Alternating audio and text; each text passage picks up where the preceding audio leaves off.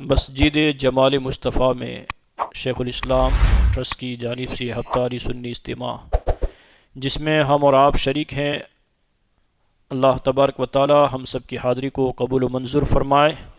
اجتماع کی برکتوں سے اللہ تعالی ہم سب کو مالا مال فرمائے۔ ہماری دینی دنیاوی ساری تکالیفوں کو اللہ اس اجتماع کی برکت سے دور فرما دے۔ پارہ نمبر 2 سورہ بقرہ آیت نمبر 153 بڑی مشہور معروف آیت مبارکہ ہے۔ اللہ فرماتا ہے، اے ایمان والو مدد چاہو صبر اور نماز سے، بے شک اللہ صبر کرنے والوں کے ساتھ ہے۔ اس سے پہلی والی آیت میں ذکر اور شکر کا بیان ہوا تھا۔ اب اس آیت مقدسہ کے اندر صبر اور نماز سے مدد طلب کرنے کا حکم دیا گیا ہے۔ صبر کے معنی ہے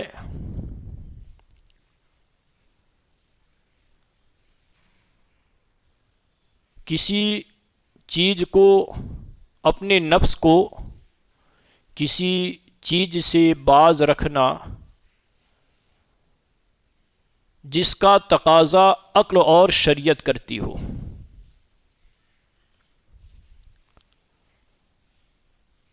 اس کو یوں میں آسان کر دوں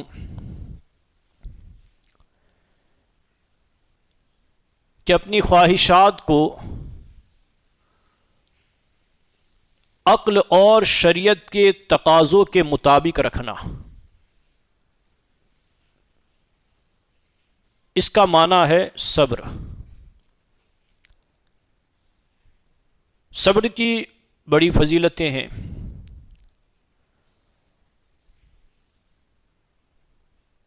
تفسیر کے اندر حضور شیخ الاسلام فرماتے ہیں، پس اے ایمان والو، نبی کریم کی مخلصانہ والہانہ فرما برداری کرنے والو، مدد چاہو حقوق الہی ادا کرنے کے لیے اور معاصی و خواہشات نفسانیہ سے بچنے کے لیے، صبر سے جو نجات کی کنجی ہے، یعنی حقوق الہی ادا کرنے کے لیے بھی صبر سے مدد چاہو۔ حضرت مولا کائنات مشکل کشا رضی اللہ تعالیٰ عنہ فرماتے ہیں، صبر کی 3 قسمیں ہیں۔ اطاعت پر صبر کرنا، عبادات پر صبر کرنا، اور مصیبت پر صبر کرنا۔ راوی بیان فرماتے ہیں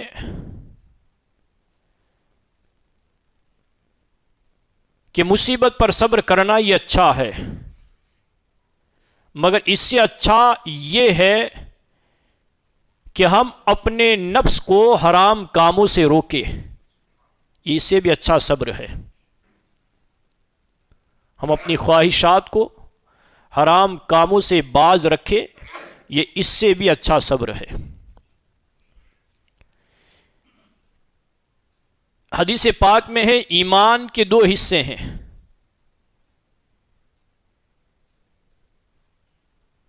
نصف صبر ہے اور نصف شکر ہے۔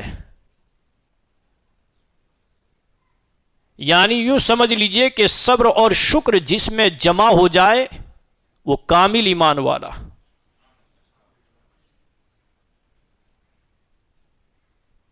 بزرگان دین فرماتے ہیں کہ صابر بھی جنتی، شاکر بھی جنتی، صبر کرنے والا بھی جنتی ہے اور شکر کرنے والا بھی جنتی ہے۔ اس سے پہلی والی آیت مقدسہ میں ذکر اور شکر کے حوالے سے بیان کیا گیا تھا، یعنی جب کوئی نعمت حاصل ہو تو اس پر اللہ کا شکر بجا لائے۔ اب یہاں صبر کی تعلیم دی جا رہی ہے۔ علماء فرماتے ہیں اس کی وجہ ایک یہ بھی ہے کہ اگر کوئی نعمت چلی جائے تو اس پر واویلا نہ کرے، صبر کرے۔ تو پہلے شکر کا ذکر ہوا، اب صبر کا تذکرہ کیا جا رہا ہے۔ فرماتے ہیں حضور شیخ الاسلام، حقوق الہی ادا کرنے میں جو دشواری پیش آئے اس پر صبر کرو۔ عبادات کی ادائیگی میں جو مشقتیں آتی ہیں، جو تکلیفیں آتی ہیں، ان آنے والی تکلیفوں پر صبر کرو۔ نماز یہ بدنی اور ظاہری عبادت ہے، اور صبر یہ باطنی عبادت ہے۔ ساری عبادتوں میں، ظاہری ساری عبادتوں میں سب سے مشکل نماز ہے، اور باطنی عبادتوں میں سب سے کٹھین صبر ہے۔ اس لیے یہاں پر صبر اور نماز سے مدد طلب کرنے کا حکم دیا گیا کہ صبر اور نماز سے مدد طلب کرو۔ تو فرماتے کہ حقوق الہی ادا کرنے میں جو دشواری پیش آئے، یوں ہی ترک معاصی اور نفسانی خواہشات کو چھوڑنے میں کوئی تکلیف محسوس ہو تو تم ان دشواریوں اور تکلیفوں کو اپنا لو، انہیں برداشت کر لو اور صبر کرو، اور ہر حال میں رب کریم کی نافرمانی اور نفس کی تابع داری سے اپنے کو دور رکھو۔ گناہ چھوڑنا آج کے دور میں بڑا دشوار ہے نا، گناہ ترک کرنا آج کے دور میں بڑا دشوار ہے۔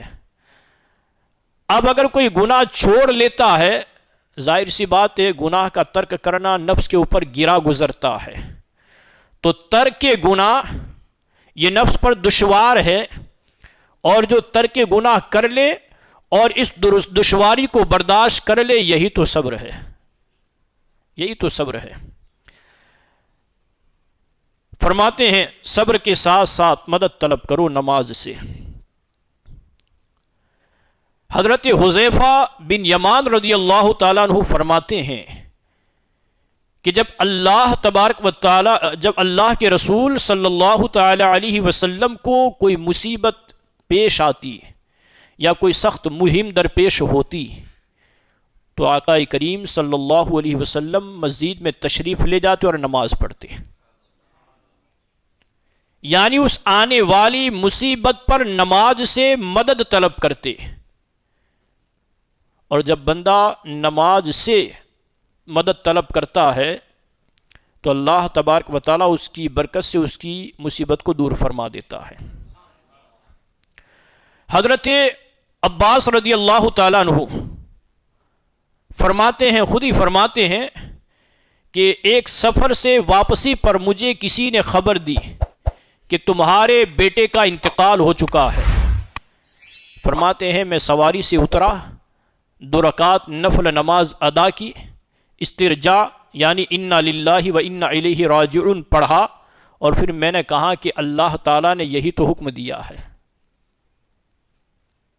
یعنی بیٹے کے انتقال کی خبر کو سن کر آپ نے چیخنا چلانا شروع نہیں کیا، نماز کی طرف چلے گئے تاکہ نماز کی برکت سے اللہ تعالیٰ صبر عطا فرمائے۔ تو جب بھی کوئی مصیبت آ جائے، صبر سے، نماز سے اور صبر سے مدد طلب کریں، صبر بھی کریں اور نماز پڑھیں، نہ یہ کہ جھوٹے باپوں کے پاس تعویذ لینے کے لیے ہم دوڑ جائیں، ہے نا۔ سب سے بہترین تعویذ تو اللہ نے ہمیں قرآن کے اندر دیا ہے، جس کو آج ہم سب چھوڑے ہوئے ہیں الا ماشاء اللہ۔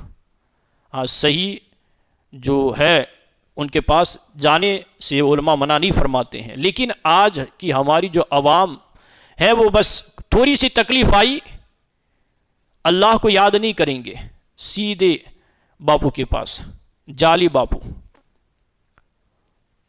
اور جب تک باپو یہ نہ کہہ دے کہ بھئی آپ پر جن کا سایہ نہیں ہے، جادو نہیں ہے، تب تک وہ باپو سچے بھی نہیں ان کی نظر میں۔ جو باپو یہ کہے کہ ہاں آپ پر کسی نے جادو کر دیا ہے، جن کا سایہ ہے یا یہ ہے وہ ہے، پھر وہی باپو سچے ہے۔ تو باپو ایسے باپو نے بھی تو پھر سمجھ لیا ہے عوام کو۔ تو بہر کیف اللہ اس کے رسول صلی اللہ علیہ وآلہ وسلم نے ہمیں یہ بہترین طریقہ دیا ہے کہ جب کوئی مصیبت آئے تو صبر اور نماز سے مدد طلب کریں۔ فرماتے ہیں صبر کے ساتھ ساتھ مدد طلب کرو نماز سے، جو افضل العبادات ہے، جو تمام رذائل سے پاک اور صاف کر دینے والی ہے، اور ہر ایمان والے مکلف پر فرض ہے، یعنی ہر عاقل بالغ مسلمان مرد عورت کے اوپر 5 وقت کی نماز فرض ہے، مگر ہم اس کو چھوڑے ہوئے ہیں اور دوسری چیزوں کی طرف جا رہے ہیں۔ صبر باطنی عبادات میں بدن کے لیے بہت سخت ہے، صبر باطنی عبادات میں بدن کے لیے بہت سخت ہے، یعنی صبر کر پانا یہ دشوار عمل ہے، دیگر باطنی اعمال میں سے یہ عمل دشوار ہے۔ اور نماز ظاہری طور پر بدن پر زیادہ سخت ہے، کیونکہ نماز کئی قسم کی طاعات مثلا ارکان و سنن و مستحبات اور خشوع خضوع اور توجہ و سکون اور دیگر جملہ عبادات شاقہ کا مجموعہ ہے، اور یہ ساری چیزیں نماز کے اندر جمع ہے، اور ان ساری چیزوں کے ساتھ نماز کو ادا کر پانا یہ دشوار ہے۔ تو دیگر عبادات جو ظاہری عبادات ہیں ان میں سب سے دشوار نماز ہے، اور باطنی عبادات میں سب سے دشوار صبر ہے۔ فرماتے ہیں جس کی ادائیگی توفیق الہی کے بغیر ناممکن ہے۔ میں یہاں خشوع خضوع اس کے ضمن میں بات عرض کر رہا ہوں، ورنہ اس سے الگ بات ہے، چونکہ مجھے یہ بات بہت پیاری لگی۔ میں جب تفسیر کا مطالعہ کر رہا تھا تو اس کے ضمن میں یہ ایک بات وہاں پر لکھی ہوئی تھی، خشوع خضوع جو ہم عام طور پر علماء سے سنتے رہتے ہیں، یہ کیا ہے؟ قرآن پاک کے اندر بھی ہے قد افلح المؤمنون الذین هم فی صلاتهم خاشعون، وہ ایمان والے کامیاب ہیں جو اپنی نمازوں میں گر گراتے ہیں، جن کی نمازوں میں خشوع خضوع پایا جاتا ہے۔ تو فرماتے ہیں کہ خشوع یہ دل کی کیفیت کا نام ہے۔ حضرت قتادہ نے بیان فرمایا کہ خشوع خوف خدا کا نام اور نماز میں نظروں کو نیچے رکھنا ہے، اس کا نام خشوع اور خضوع ہے، کہ دل میں اللہ کا خوف ہو اور نظریں نیچے ہو نماز کے اندر۔ اور ایک بزرگ کا میں نے قول پڑھا، بہت پیاری بات کہی انہوں نے، کہ خشوع خضوع اس چیز کا نام نہیں کہ تم سوکھی روٹی کھاؤ، موٹے اور کھردرے لباس پہن لو اور سر جھکا لو، بلکہ فرماتے ہیں خشوع خضوع یہ ہے کہ حق بات کہنے میں امیر و فقیر کی رعایت نہ کرو، حق بات بیان کرنے میں چاہے امیر ہو یا غریب ہو، حق بات ہر ایک کے سامنے کہو، اسی کا نام خشوع خضوع ہے۔ سوکھی روٹی کھانا، کھردرے موٹے لباس پہن لینا اور سر کو جھکا لینا، فرماتے اس چیز کا نام خشوع خضوع نہیں ہے، جیسے آج کل مارکیٹ میں اس طرح سے ہمیں ملتے ہیں۔ بہرکیف فرماتے ہیں کہ خشوع اور خضوع اور توجہ و سکون اور دیگر جملہ عبادات شاقہ کا یہ مجموعہ ہے نماز، جس کی ادائیگی توفیق الہی کے بغیر ناممکن ہے، اسی لیے صبر و صلات کا خصوصی طور پر یہاں ذکر فرمایا گیا۔ چونکہ یہاں پر صبر و صلات کا جو ذکر ہوا اس آیت مقدسہ میں، تو اسی وجہ سے اس کا خاص طور پر ذکر کیا گیا ہے۔ چونکہ خطاب تمام ایمان والوں سے ہیں، اس لیے خصوصی طور پر اس عبادت کا ذکر کیا گیا جو تمام ایمان والے مکلفین پر فرض ہے۔ گناہوں سے بچنا جس کی تعبیر صبر سے کی گئی ہے، یعنی گناہوں سے بچنا یہی ایک صبر ہے، یہ بھی ایک صبر ہے۔ مولا کائنات نے فرمایا نا کہ اطاعت الہی بجا لانا اور معصیت سے بچنا، عبادات کی ادائیگی، یہ صبر کی قسمیں ہیں۔ معصیت سے یعنی گناہ سے بچنا، نفس کو گناہ سے باز رکھنا، یہ بھی ایک صبر ہے، ہر مومن پر فرض ہے۔ اسی طرح نماز بھی سب پر فرض ہے، بخلاف زکوٰۃ کی جو صرف صاحب نصاب پر فرض ہے، اور بخلاف حج کے جو صرف صاحب استطاعت پر فرض ہے۔ رہ گیا روزہ تو وہ کھانے پینے کی خواہشات سے روکتا ہے، اور ترک خواہشات صبر ہی کا ثمرہ ہے۔ بے شک اللہ تعالیٰ صبر کرنے والوں کے ساتھ ہے۔ جن کی حفاظت و حمایت، نصرت و معونت اس نے اپنے ذمہ کرم میں لے رکھی ہے۔ یعنی جو صبر کرتے ہیں، جو نماز سے مدد طلب کرتے ہیں مصیبت کے وقت، تکلیف کے وقت، تو فرمایا گیا کہ ان اللہ مع الصابرین، بے شک اللہ تبارک و تعالیٰ صبر کرنے والوں کے ساتھ ہے۔ ایسے تو ہر ایک کے ساتھ ہے، اللہ کی مدد ہر ایک کے ساتھ ہے، علم و قدرت سے وہ ہر ایک کے ساتھ ہے، مگر صبر کرنے والوں کا خاص طور پر اس لیے ذکر کیا گیا کہ تاکہ انہیں پتہ چل جائے کہ اللہ تبارک و تعالیٰ مشکلات کو دور فرمانے والا ہے، انہیں معلوم ہو جائے۔